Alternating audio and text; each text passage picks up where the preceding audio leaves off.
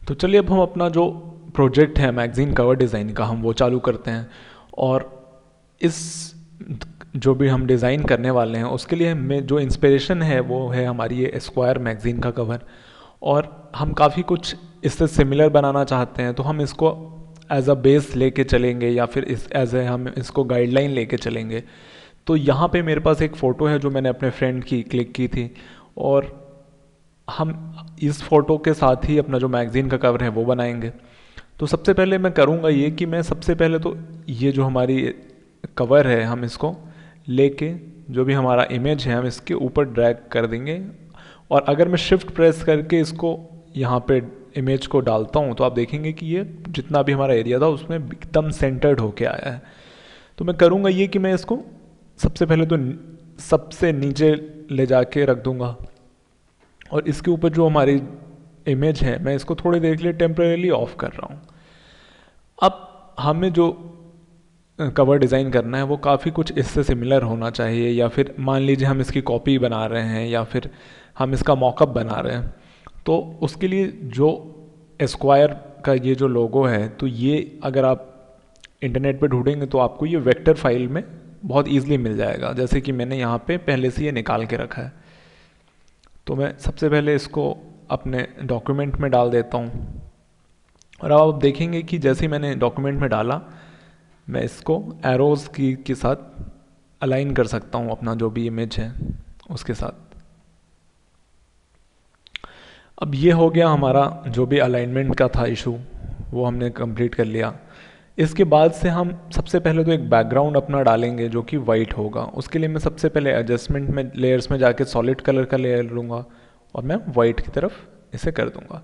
अब क्योंकि हमें अपना नीचे का कंटेंट जो भी हमारा बेस इमेज थी या गाइडलाइन इमेज थी वो दिखती रहे, तो मैं इसकी ओपेसिटी को थोड़ा सा कम कर दूँगा ताकि ये थोड़ा ओपेक हो जाए और हमें इसके नीचे का दिखता रहे।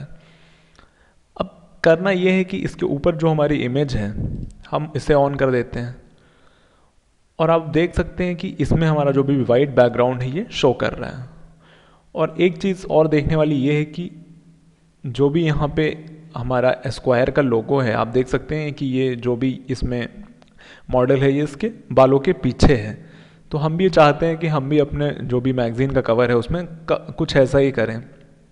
तो उसके लिए सिंपली करना ये होता है कि आपको सबसे पहले तो एक सिलेक्शन बनाना है और उसे रिफाइन एज से रिफाइन करना है, जैसे कि हमने सिलेक्शन वाले लेक्चर में देखा था। तो चलिए हम पहले वो कर लेते हैं।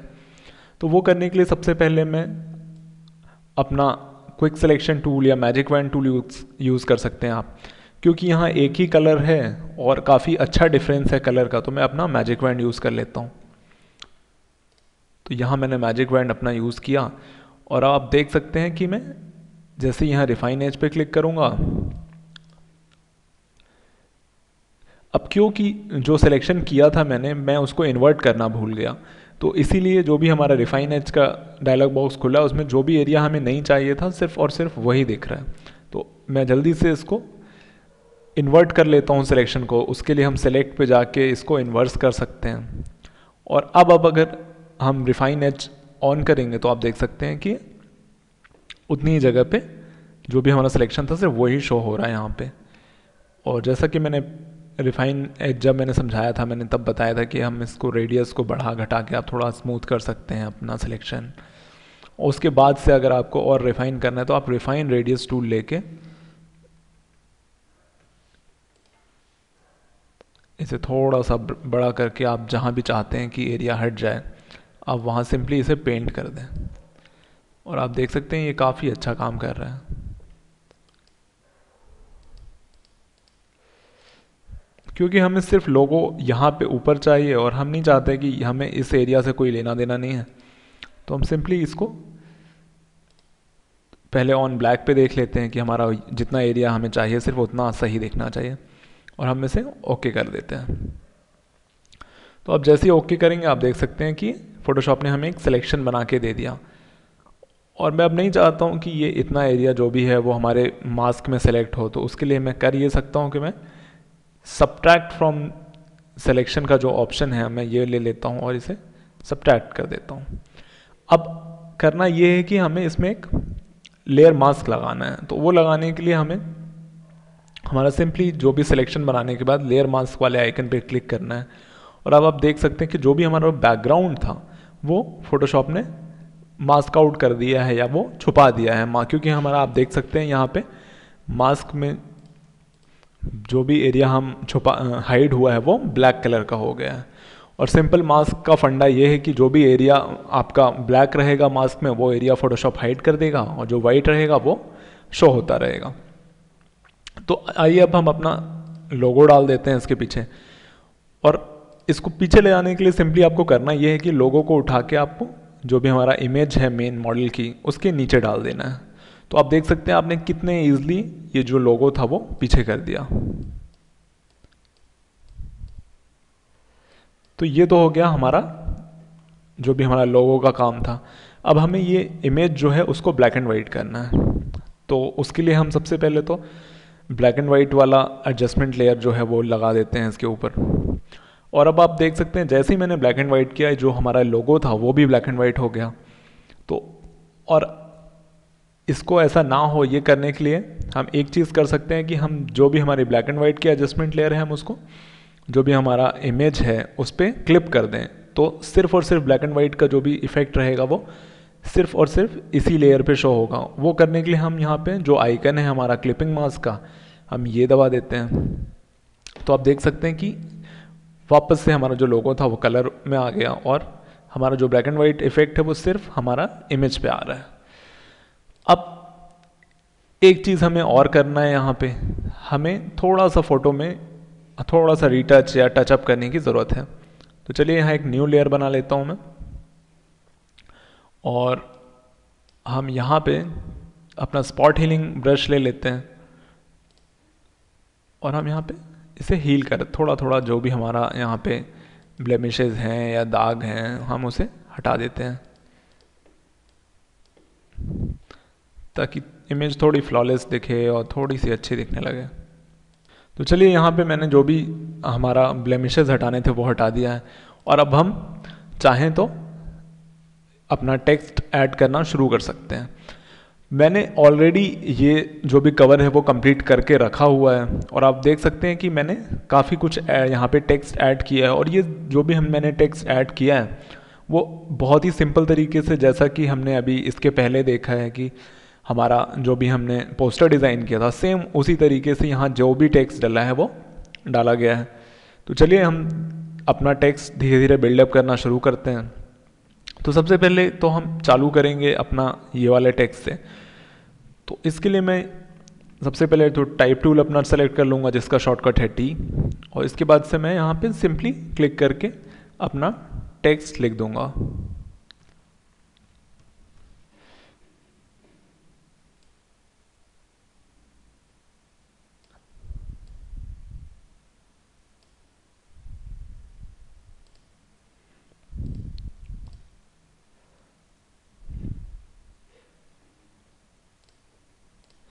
और यहाँ कलर जो है वो कलर में जो भी हमारा मैगजीन का लोगो है हम वही कलर रखते हैं अभी। और इसका साइज में थोड़ा सा बड़ा कर लेता हूँ।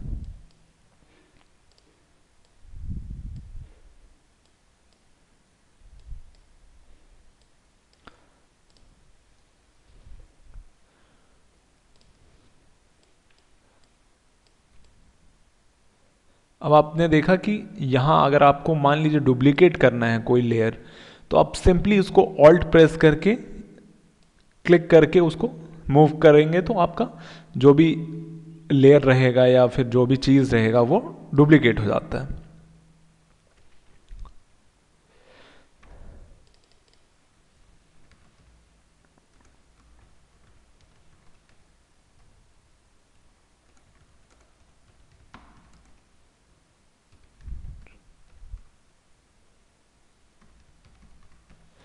तो यहाँ पे जो मेरा टेक्स्ट था मैंने वो लाइन तो लिख दी है। अब हम इसे थोड़ा सा अरेंज करते हैं और यहाँ पे मैंने ऑलरेडी आप देख सकते हैं कि इसको 3 पार्ट में अरेंज करके रखा है। तो चलिए हम उसको वैसे ही कर लेते हैं। तो हम इसे सिंपली यहाँ से नीचे कर देंगे और अब आप देख सकते हैं कि जो भी हमारा टेक्स्ट था उसके जो लाइन हाइट है वो बहुत ही कम है। तो उसके लिए हम करेंगे ये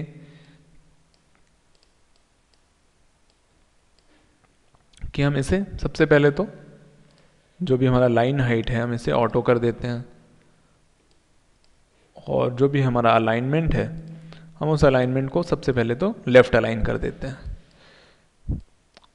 और हम इसे टेक्स्ट को थोड़ा सा छोटा कर लेते हैं ताकि ये यहाँ पे फिट हो जाए।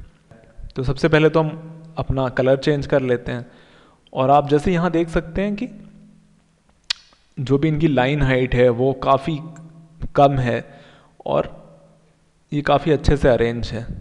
तो चलिए हम इसकी सबसे पहले तो लाइन हाइट जो भी हमारी थी हम वो सेट कर लेते हैं।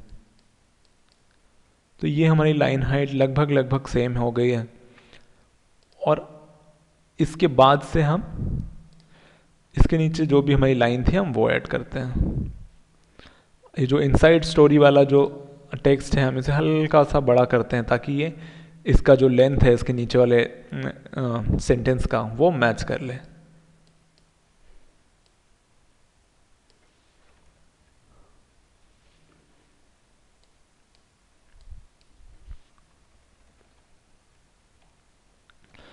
तो आप देख सकते हैं कि हमने यहाँ पे जो फ़ॉन्ट यूज़ किया वो थोड़ा सा बोल्ड है, और जो मैं ऑथर का नाम लिखने वाला हूँ वो थोड़ा सा मैं लाइट फ़ॉन्ट से लिखूँगा ताकि हमारा बैलेंस बना रहे।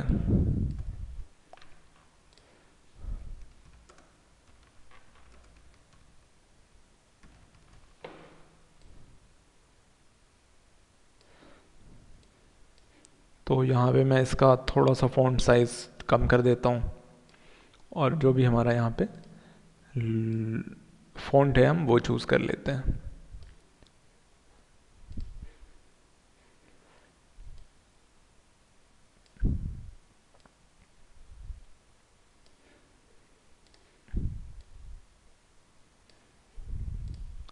तो ये हो गया हमारा फर्स्ट जो भी चंक है हमारा टेक्स्ट का, ये हो गया। और अब आप चाहें तो जो भी ये टेक्स्ट है आप इसको जितने भी लेयर हैं, जैसे कि हमारे ये जो टेक्स्ट वाला पार्ट था इसमें 3 लेयर में हमने ये पूरा टेक्स्ट बनाया, तो हम इसे एज अ ग्रुप करके थोड़ा सा अच्छे से रख लेंगे, या फिर हम थोड़ा इसको अच्छे से ग्रुपिंग कर लेंगे ताकि हमें जैसे जैसे हम और ज़्यादा लिखते जाएंगे लेयर्स हमारी बढ़ती जाएंगी। और अगर हमने इसको मैनेज नहीं किया तो बहुत टफ हो जाता है कि बाद में जाके आपको इंडिविजुअल लेयर ढूंढना। तो इसके लिए हम करेंगे ये कि हम शिफ्ट दबा के ये तीनों की तीनों लेयर सेलेक्ट कर लेंगे, और हम सिंपली यहाँ पे कंट्रोल जी दबाएंगे। कंट्रोल जी दबाने से जो भी लेयर सेलेक्टेड रहेंगी वो एक ग्रुप में चले जाते हैं। तो चलिए हम इससे थोड़ा सा जूम आउट करते हैं, और हम ये भी जो भी लेयर टेक्स्ट का पार्ट है हम इसे थोड़ा सा ऊपर शिफ्ट कर देते हैं ताकि नीचे जगह बन जाए। चलिए हम फिर से अपना वही फ़ॉन्ट का जो भी कॉम्बिनेशन है कि हम एक लाइट फ़ॉन्ट यूज़ करेंगे और एक थोड़ा सा बोल्ड फ़ॉन्ट यूज़ करेंगे, और फिर हमारा जो भी ऑथर है उसका नाम रहेगा। तो हम यहाँ पे फिर से टाइप टूल अपना सेलेक्ट करते हैं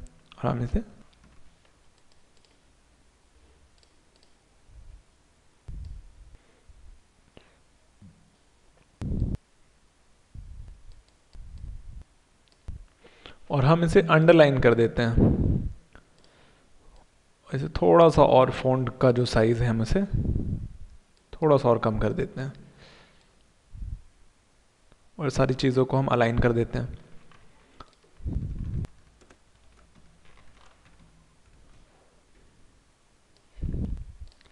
अब हम इसका फ़ॉन्ट चेंज करके जो भी हमारा डिफ़ॉल्ट फ़ॉन्ट चल रहा था जो हम यूज़ कर रहे थे हम इसे वो उसमें ही डाल देते हैं।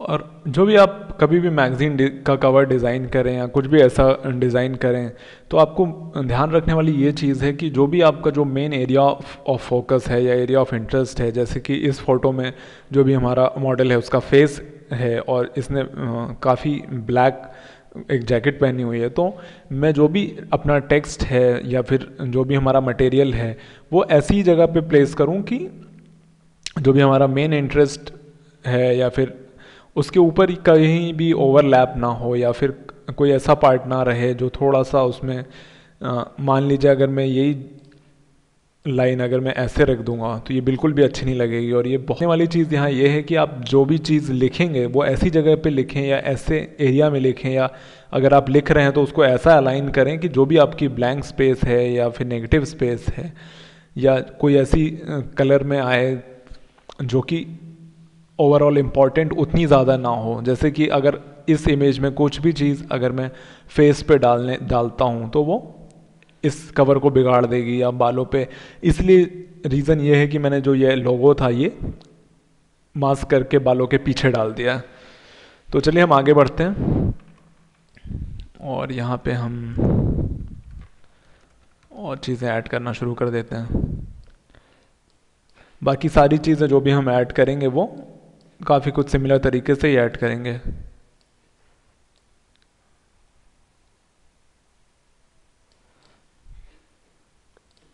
तो यहाँ हमने ये चीज़ भी ऐड कर दी। आप चाहें तो अपने हिसाब से जो भी आपको साइज़ रखना है वो रख सकते हैं। और वापस से मैं ये तीनों चीज़ें लेके इसको ग्रुप कर देता हूँ और इस ग्रुप को थोड़ा सा छोटा और कर देता हूँ। चलिए हम ऐसे ही धीरे धीरे करके बाकी चीज़ें भी जल्दी जल्दी ऐड करना शुरू कर देते हैं। तो जैसे कि यहाँ पे मैंने ऑलरेडी ये सारी टेक्स्ट की लेयर बना के रखी है, तो मैं इनको यहाँ से उठा के सिंपली प्लेस कर देता हूँ मैं। आप देख सकते हैं कि मैंने हर लेयर का जो भी था उसका एक ग्रुप को नाम दे दिया है ताकि मेरे को पहचानने में थोड़ा इजी पड़े। टेक्स्ट था ये मैं एज इट इज़ कॉपी कर लेता हूँ, इसे भी अलाइन कर देता हूँ। उसके बाद से जो भी हमारा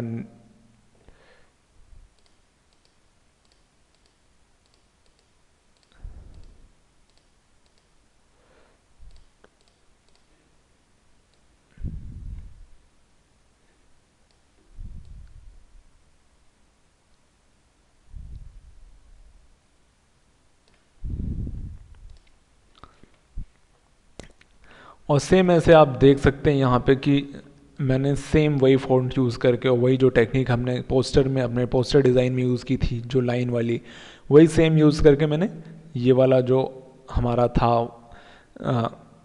जो भी हमने लिखा है वो मैंने डिज़ाइन किया था। और क्यों, तो चलिए हम इसके बाद से ये चीज़ भी उठा के यहाँ पे डाल देते हैं। और अब हम अपनी पीछे वाली लेयर हाइड कर सकते हैं और इसकी ओपेसिटी पूरी 100% कर सकते हैं। तो आप देख सकते हैं कि हमने बहुत ही कम टाइम में और बहुत ही ईज़िली हमने बस कुछ फॉन्ट यूज़ करके और कुछ सिंपल सी टेक्निक यूज़ करके हमने एक बहुत ही सिंपल और एलिगेंट सा एक यहाँ पे मैगज़ीन कवर डिज़ाइन कर लिया है। और आप चाहें तो ऐसा कोई भी कवर बना सकते हैं बहुत ईज़िली। बस आपको करना ये है कि आपको थोड़ा सा ध्यान रखना है कि आप स्पेसिंग कहाँ कितनी यूज़ कर रहे हैं और जो भी आपका फ़ॉन्ट है वो आप ओवरऑल कंसिस्टेंट रखें, या जो भी आपका फ़ॉन्ट का कॉम्बिनेशन है वो कंसिस्टेंट रखें। और थोड़ी सी जो भी आपका फ़ॉन्ट या टेक्स्ट डाल रहे हैं आप उसको थोड़ी सी ब्रीदिंग स्पेस दें, थोड़े अच्छे कलर यूज़ करें। कि ऐसा नहीं कि आप बहुत ही ज़्यादा हर टेक्स्ट का जो कलर है वो अलग कर रहे हैं। मान लीजिए आप या तो इस चीज़ का हरा ग्रीन कर दे रहे हैं, ये रेड कर दे रहे हैं, ये ब्लू कर दे रहे हैं, तो वो आपका बहुत ही भद्दा दिखेगा। तो ज़रूरी ये है कि थोड़ा सा आप डिज़ाइन का अपना सेंस डेवलप करें या थोड़े एस्थेटिक डिज़ाइन के पढ़ें, तो उससे होगा ये कि फ़ोटोशॉप तो आप सीख ही जाएंगे, पर अगर आपके पास डिज़ाइन का सेंस नहीं है या आपको कलर का सेंस नहीं है, कलर कॉम्बिनेशन नहीं आता है, तो फिर उस मामले में होगा ये कि आपका जो भी डिज़ाइन रहेगा वो भले ही टेक्निकली काफ़ी साउंड रहे, परफेक्ट रहे, पर वो एस्थेटिकली काफ़ी कुछ ऑफ रहेगा। तो ज़रूरी ये है सीखने वाली बात कि आप डिज़ाइन का थोड़ा सेंस सीखें। तो आई गेस इस लेक्चर के लिए इतना ये काफ़ी है। और जो भी हमारा नेक्स्ट लेक्चर होने वाला है उसमें हम जो हमारा एक टूल बचा हुआ था जो कि हमारा पेन टूल है, हम इसके बारे में थोड़ी अच्छे से डिटेल में पढ़ेंगे और हम कुछ वेक्टर ड्राइंग करेंगे या हम कुछ वेक्टर से कुछ चीज़ें बनाएंगे। और वेक्टर जैसे कि मैंने पहले भी बता चुका है कि वेक्टर का काम ये है कि आप उस चीज़ को वेक्टर अगर कोई चीज़ है तो आप उसको कितना भी बड़ा कर लें या कितना भी ज़्यादा स्केल कर लें, वो पिक्सेलेट नहीं होता है या ब्लर नहीं होता है या क्वालिटी लॉस नहीं करता है। तो चलिए हम इस लेक्चर में यहीं पे ख़त्म करते हैं, और जो भी हमारा नेक्स्ट लेक्चर रहेगा हम उसमें कुछ नई चीज़ें सीखेंगे। तो चलिए।